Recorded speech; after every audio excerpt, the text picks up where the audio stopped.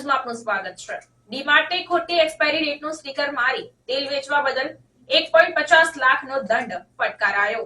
તેલની બોટલ પર ખોટી એક્સપાયરી ડેટનું સ્ટીકર મારી તેલ વેચવા બદલ ગ્રાહક કોર્ટે ડીમાર્ટ એવન્યુ સુપરમાર્ટ લિમિટેડને 1.5 લાખનો દંડ ફટકાર્યો હતો। કોર્ટે ફરિયાદીને તેલની રકમ 9% વ્યાજ સાથે પરત કરવા પણ ડીમાર્ટને હુકમ કર્યો હતો।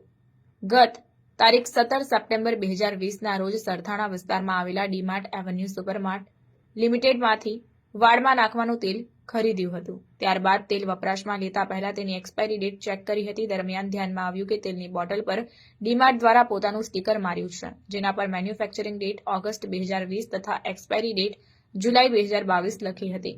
જાગૃતિએ સ્ટીકર ઉખાડીને બોટલ પર જોતા તેલ કંપની દ્વારા ઓરિજિનલ મેન્યુફેક્ચરિંગ ડેટ જાન્યુઆરી 2019 તથા એક્સપાયરી ડેટ ડિસેમ્બર 2020 પ્રિન્ટ કરી હોવાનું ધ્યાને આવ્યું, જેથી જ્યોતિએ આ અંગે ડીમાર્ટને ખરીદ બિલ સાથે રજૂઆત કરી હતી, પરંતુ ડીમાર્ટ તરફથી સંતોષકારક જવાબ નહીં મળતા આખરે ગ્રાહક કોર્ટમાં ફરિયાદ કરી।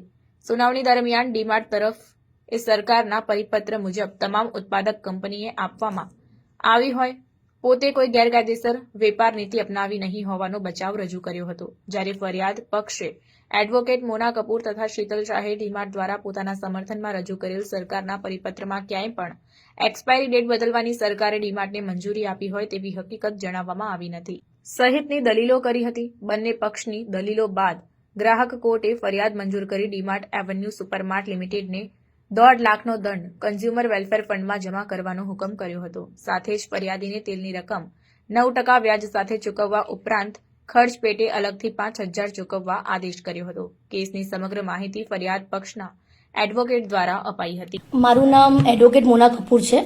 હવે સદર ફરિયાદની ટૂંકી હકીકત એવી છે કે સદર ફરિયાદ જે મૂળ ફરિયાદી છે જાગૃતિબેન રમણભાઈ પટેલ, તેઓ દ્વારા ડીમાર્ટમાંથી ઇન્દુલેખા તેલની 2 બોટલો પરચેસ કરી હતી।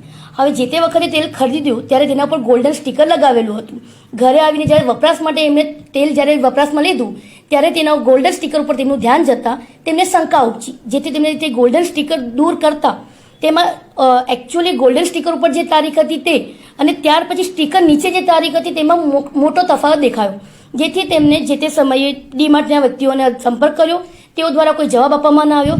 છેવટે એક જાગૃત નાગરિક તરીકે તેઓએ સદર ડીમાર્ટ વિરુદ્ધમાં નામદાર ગ્રાહક કોર્ટ સુરતની અંદર ફરિયાદ દાખલ કરેલ છે અને જેની અંદર ગ્રાહક કોર્ટ દ્વારા ખૂબ જ ઐતિહાસિક ચુકાદો આપ્યો છે અને તેઓને શિક્ષણાત્મક દંડ તરીકે 1.5 લાખ રૂપિયા તેઓને ગ્રાહક વેલફેર ફંડમાં જમા કરાવવાનો હુકમ કરેલો છે અને ફરિયાદીને વધુમાં તેમના જે પૈસા છે તેલ ખરીદ કર્યા અંગેના 9% વ્યાજ સાથેના તેમજ અલગથી ફરિયાદીને માનસિક વર્તનના 5,000 ચૂકવવાનો હુકમ કર્યો છે અને નામદાર ગ્રાહક કોર્ટના હુકમનું પાલન 45 દિવસમાં કરવાનું રહેશે એવી પણ ટકોર નામદાર ગ્રાહક કોર્ટ દ્વારા આપવામાં આવેલી છે।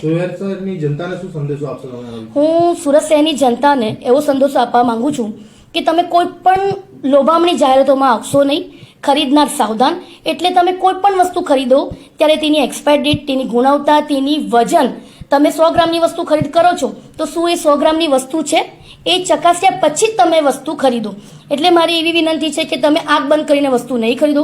જો તમને એવું લાગે છે કે અહીંયા તમારી સાથે કોઈ છેતરપિંડી થઈ રહી છે કે ચીટિંગ થઈ રહી છે તો તરત તે અંગે નોંધ લો, અવાજ ઉચકો કે જેથી આપણે જે પૈસા ચૂકવીએ છીએ કાયદેસરનું હવે ચૂકવીએ છીએ એ પ્રમાણે આપણે વસ્તુ મેળવવા માટે હકદાર છે।